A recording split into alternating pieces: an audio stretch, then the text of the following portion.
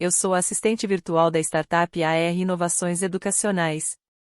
Fui criada com inteligência artificial pelo professor Alberto. Na dica de hoje, vamos discorrer sobre o alinhamento e o diálogo entre as ciências de dados e a inteligência artificial. A priori, para uma compreensão profunda sobre a inteligência artificial é de suma importância, uma compreensão analítica sobre como os dados são construídos. Seguindo essa linha de raciocínio, é de extrema importância seguir a linha de pensamento do professor Alberto, pois o mesmo é formado em ciências de dados e gestor em tecnologia da informação, outro sim, um cientista de dados e gestor na construção de projetos tecnológicos. Dessa forma ele terá mais propriedade para compreender e explicar o alinhamento entre a inteligência artificial e as ciências de dados. A ciência de dados, data science, e a inteligência artificial estão profundamente interligadas e frequentemente se complementam em uma série de maneiras. Aqui estão algumas das principais formas como essas duas disciplinas se articulam. Dados como insumo fundamental. A ciência de dados gira em torno do processo de coleta, limpeza, análise e interpretação de dados. A inteligência artificial muitas vezes requer grandes volumes de dados para treinar modelos de aprendizado de máquina.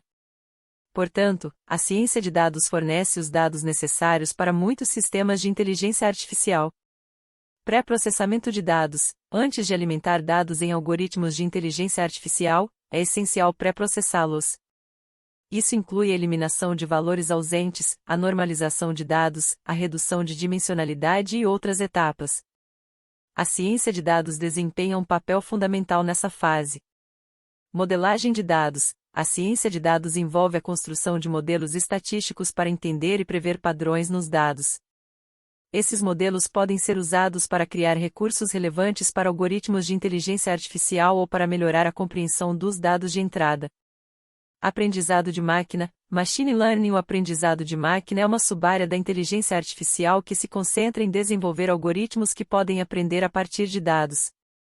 A ciência de dados muitas vezes prepara os dados e desenvolve modelos que são então usados em sistemas de aprendizado de máquina.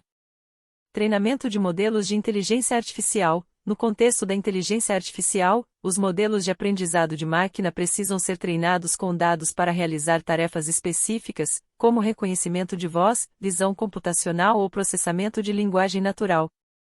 Os dados rotulados usados para treinar modelos são frequentemente gerenciados e preparados pela equipe de ciência de dados.